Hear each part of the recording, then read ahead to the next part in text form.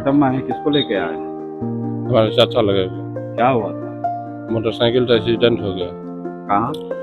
रसलपुर में। कब, किस दिन हुआ?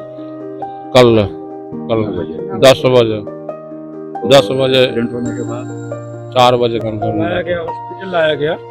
एक्सीडेंट होने के बाद हॉस्पिटल लाया गया गाड़ी पर। उसके बाद जा करके वो राइफल के यहाँ दरभंगा DMCH, वो लड़का जो एक्सीडेंट किया वो छोड़ करके भाग गया। भागने के बाद वो आया नहीं दोबारा। उसके बाद हम लोग थाना में कंप्लेन किए, थाना प्रभारी गए यहाँ से। उसके बाद जाके लाश को यहाँ ले आया पोस्टमार्टम में। जो मरे वो कौन थे आपका? दादा लगेगा। दादा। कितना उम्र थी उनकी? 77 साल। क्या नाम था? रमेश्वर सदा, गाँव कहाँ? रसलपुर, रसलपुर। हायाघाट रसलपुर। कितने बच्चे हैं? 2 है। क्या करते हैं? मजदूरी। आप ही घटना के समय आप थे? हाँ, क्या देखा है? कैसे हुआ?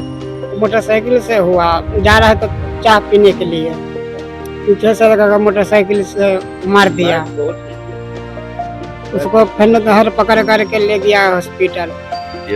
यस, हुआ गया, एक्सरे हुआ, बोला कि ले जाओ यहाँ DMCH।